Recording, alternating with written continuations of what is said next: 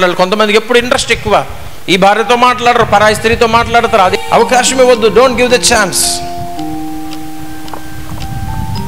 ఒక స్త్రీతో ఒక మంచి సంబంధం, మంచి ఫ్రెండ్షిప్ కలిగి ఉన్నా నేను, నాకేం తప్పులేదు, నాకు ధైర్యం, నా మీద నాకు నమ్మకం అని అనుకోకూడదు ఎప్పుడు కూడా పురుషుడు.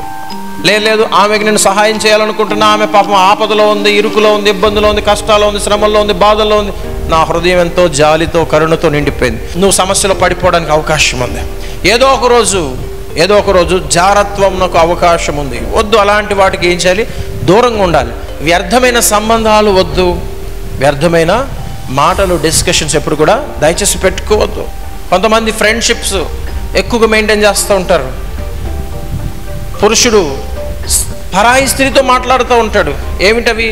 లేనిపోయిన డిస్కషన్స్, అవి ఇవి ఇవి ఇవి అవి అవి కాలక్షేపానికి నీ భార్య ఉంది, ఆమెతో నువ్వు మాట్లాడుకోవాలి, కానీ బయట వాళ్ళతో ఎందుకు మాట్లాడాలి? లేదు మేము మంచి వాళ్ళం, ఎప్పటి నుంచో నువ్వు ఫ్రెండ్స్ అయితే పెళ్ళైన తర్వాత నీ బెస్ట్ ఫ్రెండ్ నీ భార్యే కావాలి, ఆమెతోనే నువ్వు మాట్లాడాలి కాలక్షేపం కావాలంటే. కానీ ఆ ఫ్రెండ్తో మాట్లాడొద్దు. ఎందుకు? జారత్వములో పడ్డానికి అవకాశం ఉంది. లేదు నేను గ్రేట్ అనుకోవద్దు. ఎప్పటికప్పుడు నీ శరీరాన్ని నువ్వు నమ్మొద్దు. Don't trust your body, trust only in God.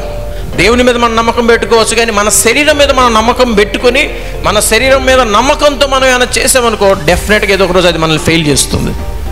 So అవకాశం ఇవ్వద్దు. అందుకే దేవుడు అన్నాడు పారిపోమంటున్నాడు. దేవుడు అన్నాడు, ఏమంటున్నాడు? పారిపోండి అంటున్నాడు, కానీ అక్కడ నిలిచి ధైర్యంగా జయించండి అన్నట్లు అసలు ముందు పారిపో, అక్కడ ఉండొద్దు అంటున్నాడు. ఇలాంటి విషయాలు జాగ్రత్తగా ఎప్పుడు కూడా ప్రతి పురుషుడు ప్రతి స్త్రీ తగిన విధంగా ఆలోచన చేయాలి. పురుషులకు స్నేహితులుగా ఉండి మాట్లాడుకున్నా ఏం కాదు, ఫ్రెండ్స్గా, స్త్రీలుగా ఫ్రెండ్లీగా మాట్లాడుకోవచ్చు. కానీ స్త్రీలు స్నేహితులుగా మారి మాట్లాడుకోవడం అనేది తగ్గించండి. ఎక్కడో 1-2 అవసరానికి తప్ప, 1-2 తప్పని పరిస్థితుల్లో ఉంటాయి కొన్ని, బట్ అదర్వైజ్ వద్దు, దూరంగా ఉండడం మంచిది. విషయాలు దయచేసి అందరూ గుర్తుపెట్టుకోవాలి.